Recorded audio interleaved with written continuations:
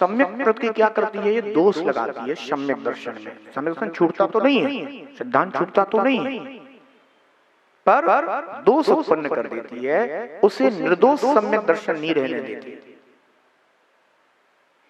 और यदि वह जीव दोष ही लगाता रहे तो सम्यक दर्शन उसका नष्ट हो जाता है। भाई दोष लगना एक अलग बात है, पर दोष को समझ करके छोड़ देना यह विवेक है। बस तो मैला हो जाए कोई बात नहीं, पर उसके मैलेपन को देख करके उसे धो लेना ये विवेक है। पर ऐसा नहीं कि मैला हो गया तो लगाते जाओ और चढ़ने दो मैल ना, ये तो अविवेक हो गया। अब तो वो अपना धर्म ही नष्ट कर देगा। मूलाचार्य जी ने इसीलिए कहा निसंग कथन करते हुए कि शंका दंशन गादी, तो कहते हैं शंका सम्यक दर्शन का घात करने वाली होती है, जबकि शंका को अतिचार कहा। 5 अतिचारों में सम्यक दर्शन के शंका कांक्षा ये अतिचार कहे हैं, पर एक सीमा तक होती है। अगर जीव शनमार्ग में शंकाई करता रहा, शंकाई करता रहा, शंकाई करता रहा, तो फिर शंका दंशन का, तो फिर वह शंका सम्यक दर्शन का घात करने वाली हो जाती है। इसलिए कभी भी जिनेंद्र देव के द्वारा बताए हुए मार्ग में शंका नहीं करना चाहिए। तो समय हो रहा है अपना, आज तो गाथा भी नहीं पढ़ी अपनी। आइए गाथा तो पढ़ी ले। बजिए सयल पिया परम समाहिलहंति जम्बिंदई साड़ंद कवि सो सिबिस सुख भरन। जो समस्त विकल्पों से रहित होकर परम समाधि को प्राप्त करते हैं, वे आनंद का अनुभव करते हैं, वह मोक्ष सुख कहा जाता है। क्या कहा? समस्त विकल्पों से रहित होकर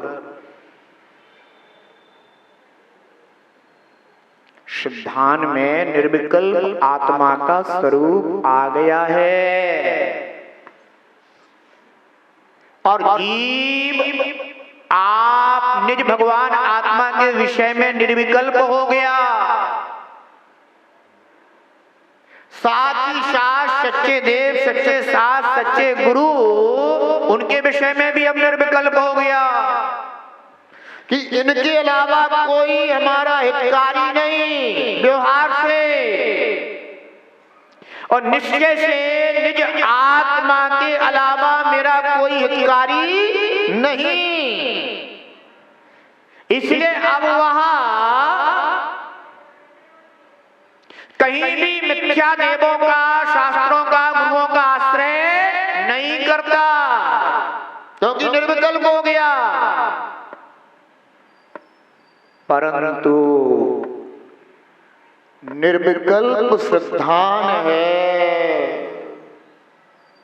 निर्विकल्प चारित्र नहीं है।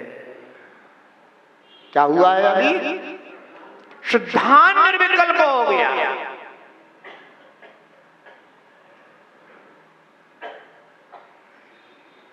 अब अभी उसके निर्विकल्प चारित्र उत्पन्न नहीं हुआ है। इसलिए हिंसा, झूठ, चोरी, कुशील, परिग्रह, घर परिवार जानता है, कोई अपने नहीं, पर व्यवहार उसका अपने रूप से ही चलता है। अगर कोई पूछे कि आप श्रीमती किसकी हैं, तो क्या कहेगा? भाई कहेगा कि मेरी है। ये तो कह नहीं देगा फलाने की है, ये तो कहेगा नहीं।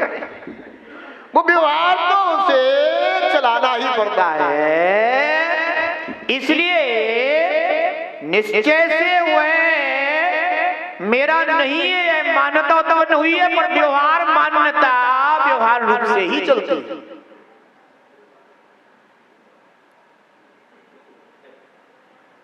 बेटा मेरा है, मैं पिता इनका हूं।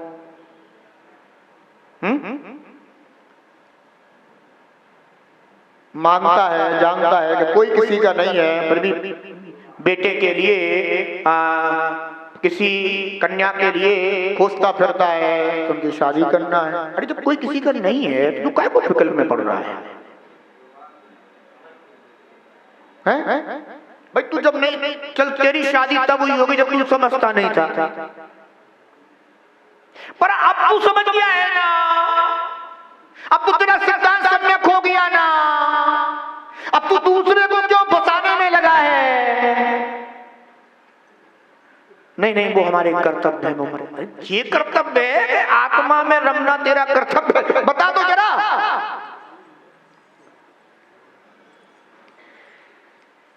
अभी भी पूरे व्यवहार विकल्पों में फंसा हुआ है, अभी भी पूरे व्यवहार संकल्पों में फंसा हुआ है,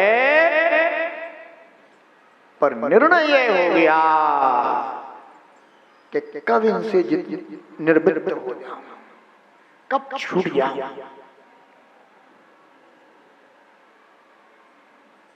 एक साधक, एक आचार्य परमेश्वर इस परिवार में है, पर कभी नहीं सोचते तुम्हारी तरह,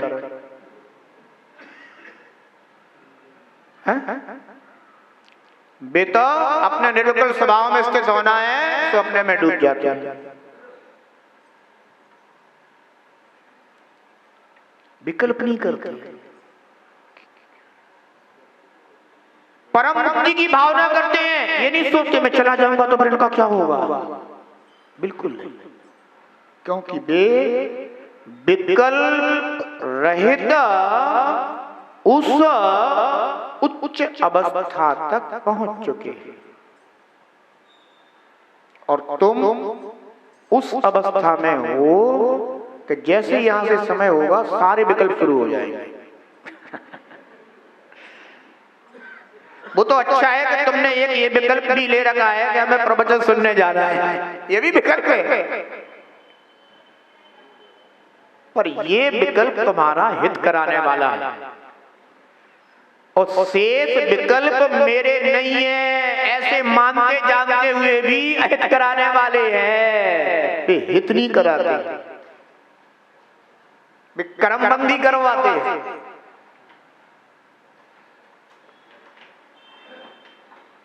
इसलिए आचार्य भगवान कहते हैं समस्त विकल्पों से रहित होकर, अर्थात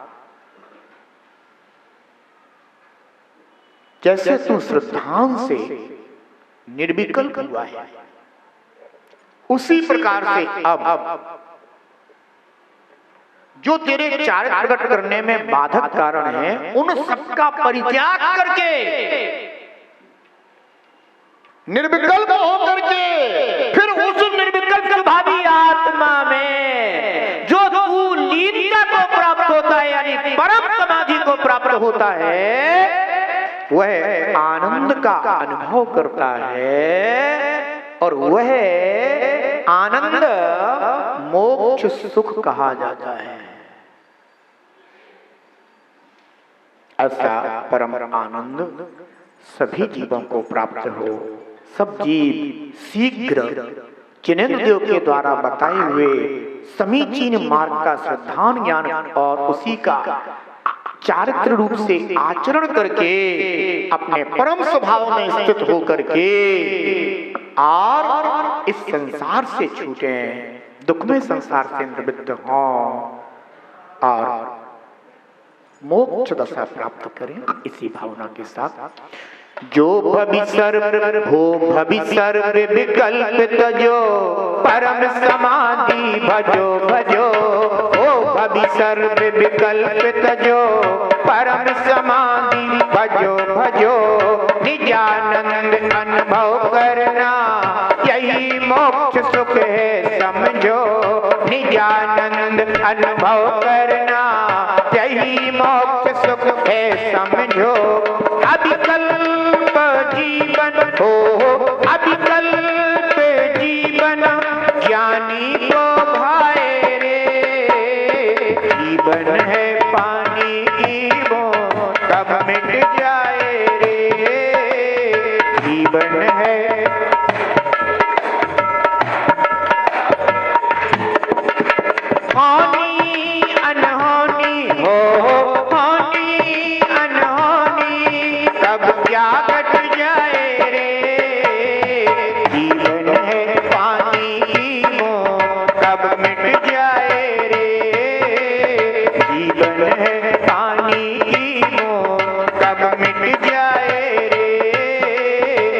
जीवन है पानी की बूंद कब मिट जाए रे।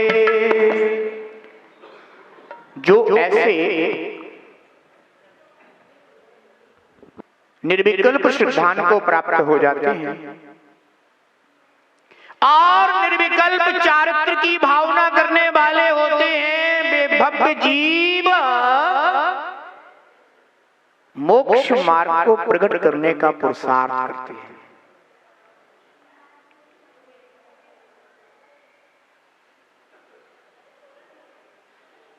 आचार्य श्री विभव सागर जी महाराज के संग की दीदियां आज यहाँ उपस्थित हुई हैं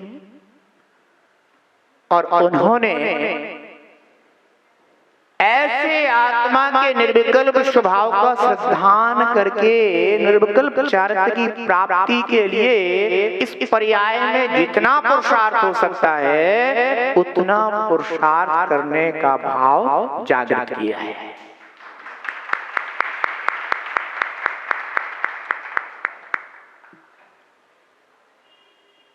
धन्य है वे जीव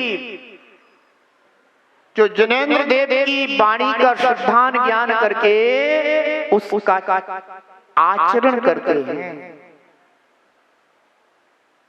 तो अभी दीदियां यहाँ उपस्थित हुई हैं, वो भी जितना निर्विकल्प हो सकते हैं उतना निर्विकल्प होने का पुरुषार्थ वह जिन दीक्षा प्रकट करके करेंगे आज यहाँ उपस्थित हुए हैं। आप सभी के भी पुण्य उदय हुए हैं, क्योंकि चतुर्थ काल में पंच कल्याणक होते थे। पंचम काल में स्थापना निक्षेप से होते हैं, पर पंचम काल में भी अगर दीक्षा कल्याणक का आनंद यानी दीक्षा कल्याणक देखना है तो मुमुक्षु जीवों की दीक्षा जरूर देखना चाहिए।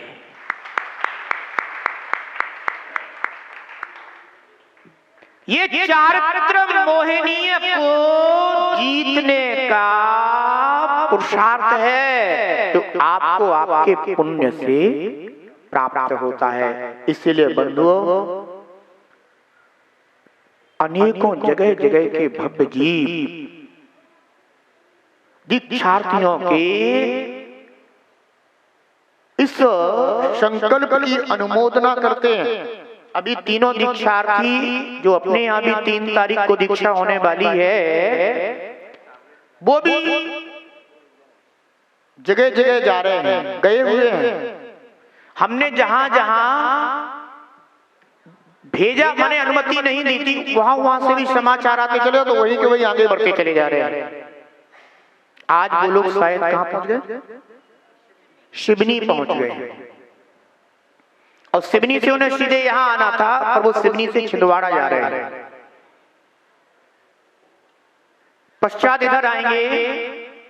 भव्य जीव होते हैं, भव्य जीव ये भावना करते हैं कि हम और कुछ तो नहीं कर पा रहे, अपनी गोद तो नहीं भर पा रहे, पर मोक्ष मार्गियों की गोद भर दे तो अपनी गोद भरी जाएगी। आज नहीं तो कल भरेगी, पर भरेगी जरूर। ऐसे मोक्ष मार्ग पर चलने का कृत कार्य और अनुमोदना से ये जीव अपने चारित्र मोहिनी को जीतने का पुरुषार्थ करता है।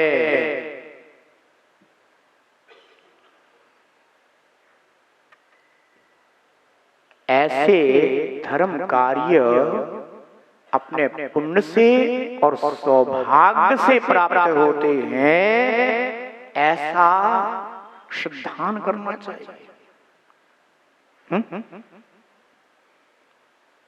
महान पुण्योदय समझना चाहिए। तो अभी आप लोग इस सौभाग्य से जुड़ेंगे और जो दीक्षार्थी यहाँ उपस्थित हुए हैं उनको भी हमारे बहुत बहुत मंगल आशीर्वाद हैं। तुम्हारा यह मार्ग निर्बाध हो और हमेशा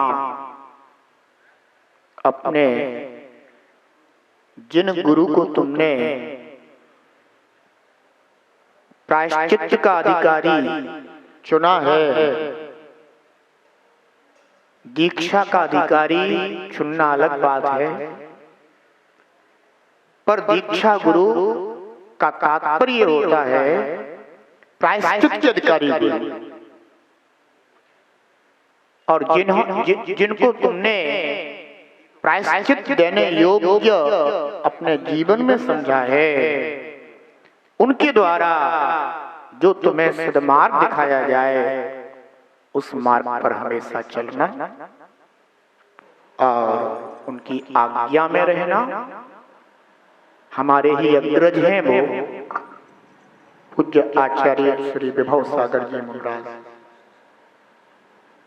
उन्होंने भी आपके दुर्ग नगर में चातुर्मास किया हुआ है, तो आपका तो एक और स्मृति इनके साथ जुड़ती है। बोलने के बाद में देना समय अपना हो रहा है। आगे के कार्यक्रम के संचालन हेतु मंगल आशीर्वाद है आपके लिए भी और इन पुण्यात्माओं के लिए भी जो बैठे हुए हैं अनुमोदना करने के लिए कि हम भी एक दिन आपकी तरह मोक्ष मार्ग पर चलने का अपना शक्ति रूप संकल्प जागृत कर सके। तो ऐसा मेरा मंगल आशीर्वाद है। जय बोले गजरा श्री शांतिनाथ भगवान की, परम पूजनीय आचार्य भगवान श्री पूज्यपाद स्वामी की, परम पूजनीय सूर्य गच्छाचार्य गुरुदेव श्री विराट सागर जी महाराज की, जीनागम पंथ